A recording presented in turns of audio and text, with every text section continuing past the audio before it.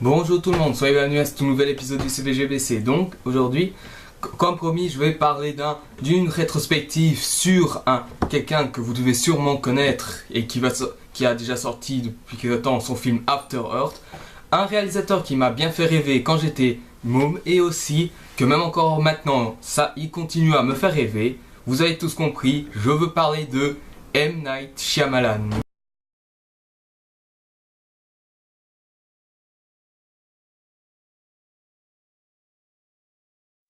M. Night Shyamalan est un réalisateur d'origine d'Inde qui à l'époque, quand il était petit, il rêvait depuis longtemps d'être réalisateur de cinéma. Seulement problème, sa famille, surtout son père, voulait qu'il devienne médecin.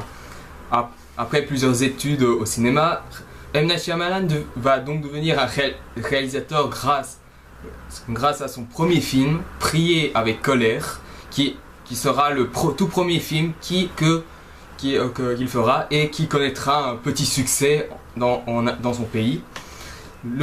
Les États-Unis le remarquent et celui-ci lui fait les yeux doux pour qu'il puisse travailler dans leur entreprise.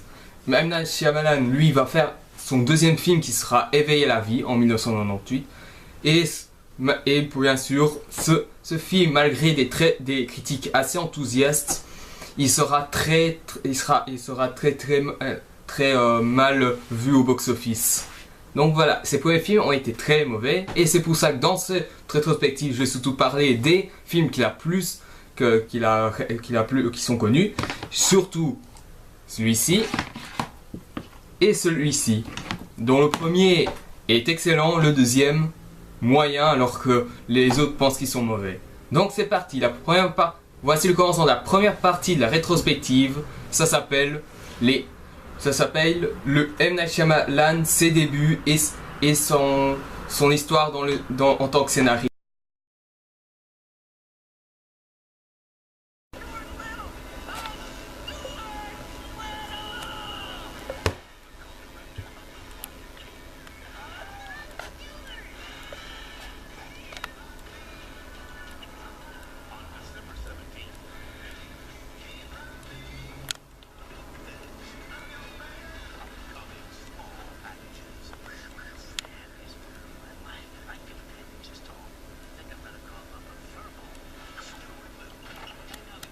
Son premier film en tant que scénario, Stuart Little, réalisé par Rob Minkoff, propose l'histoire d'une famille qui va bien sûr adopter un enfant parce qu'il manquait un enfant dans la famille. Ils ont eu leur enfant, mais ils voudraient avoir un frère pour déjà leur fils. Seulement voilà, lorsqu'ils se rendent compte que la personne qu'ils adoptent, c'est une souris qui est capable de parler. Et bien sûr, ça créera un petit hurluberlu dans la maison, les chats veulent le bouffer. Jusqu'au jour où la famille de Stuart Little, la vraie famille de Stuart Little arrive, et Stuart Little devra choisir entre sa vraie famille et sa famille d'adoption. Mon avis, parce que je vais pas faire des grandes critiques dans cette rétrospective, mon avis sur Stuart Little, sympa, très sympa même. C'est vraiment le mode tout public. Stuart Little, c'est une souris qui parle, c'est normal. Les enfants, ils aiment beaucoup les animaux qui sont dotés de la parole. Stuart Little est vraiment sympa, les acteurs jouent super bien. La réalisation de Rob Minkoff est très sympa. Et le scénario écrit par M. Night Shyamalan est juste grandiose. Et c'est pour ça qu'il a même été nominé de l'Oscar et même de l'Academy Award du meilleur scénario en 1992.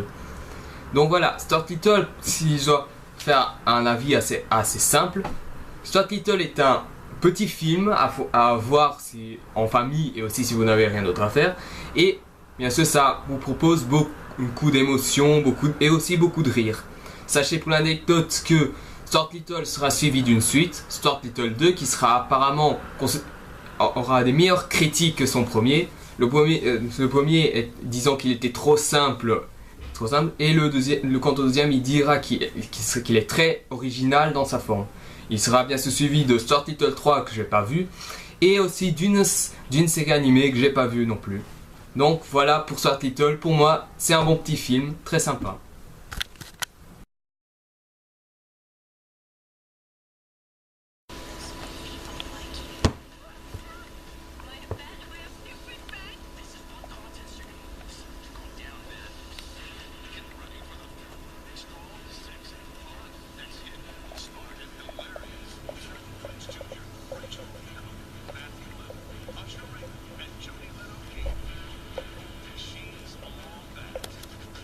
She-Soldat, qui est sorti en 1999, a été un peu un calvaire pour M. Night Shyamalan en tant que scénariste. Enfin, pas vraiment, parce que M. Night Shyamalan, il voulait faire le scénario de She-Soldat, mais il a été écarté du projet, et c'est R. Fleming Jr. qui a pris la place. L'histoire de She-Soldat prend place en fait à un jeune homme qui a sa grande popularité en tant que joueur de baseball.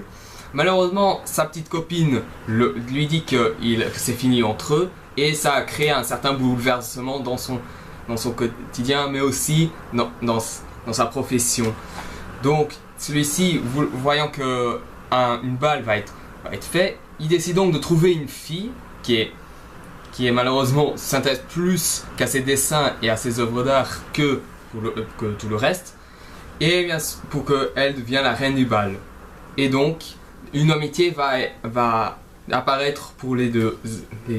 Donc, qu'est-ce qu'il faut dire de She-Soldat? Rien que savoir que M. Night Shyamalan n'est plus n'est pas le scénariste, ça a été un peu... Parce que She-Soldat, c'est un peu son film noir en tant que scénariste.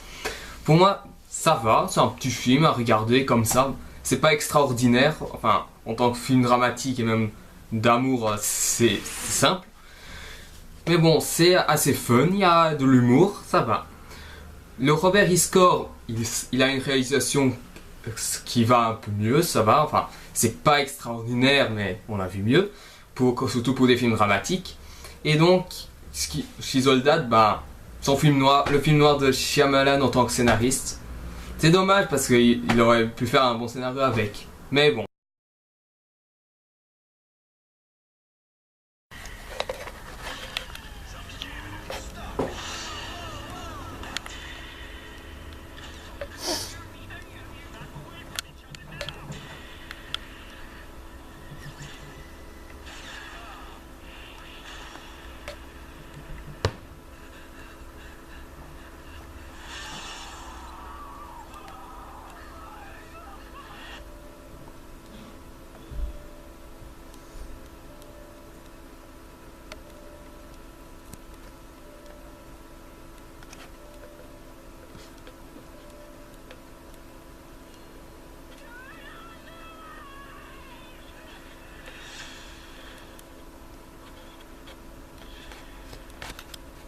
Son dernier film, en tant que scénariste, Devil, réalisé par John Eric Dowdle, surtout connu pour le remake tout pourri de Rec, qui s'appelle En quarantaine.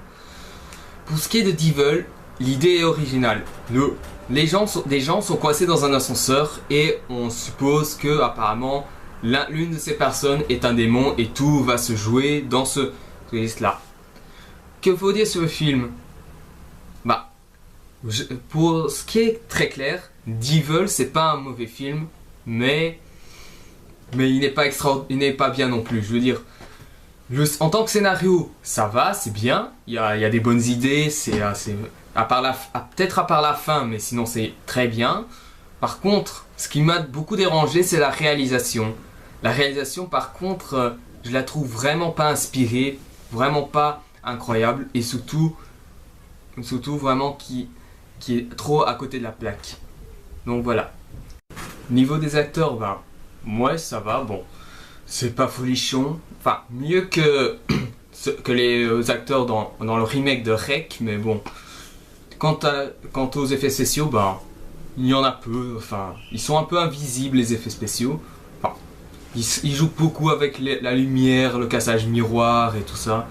Bon, parce que là, bon, après, pour conclure, Devil a des bonnes idées, le scénario est sympa, quoique à la fin, soyez aussi prudents à la fin parce que j'ai trouvé la fin vraiment pas terrible.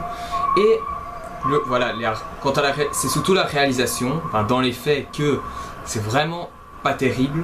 Les acteurs, ça va, c'est meilleur que En quarantaine, mais c'est pas extraordinaire non plus. Et puis, c'est lorsque vous verrez la fin, je vous dis tout de suite, que vous verrez que le réalisateur n'a vraiment rien compris à ce que M. Night Shyamalan voulait parler de la fin dans la scène finale du film, je veux dire. Mais bon, en tant que simple seulement scénariste, M. Night Shyamalan n'a pas eu beaucoup de chance, je veux dire. Enfin, à part peut-être pour Stuart Little, mais sinon il n'a pas eu beaucoup de chance. Mais en tant que scénariste, réalisateur et producteur, c'est une autre histoire. Et ça, c'est dans la prochaine partie.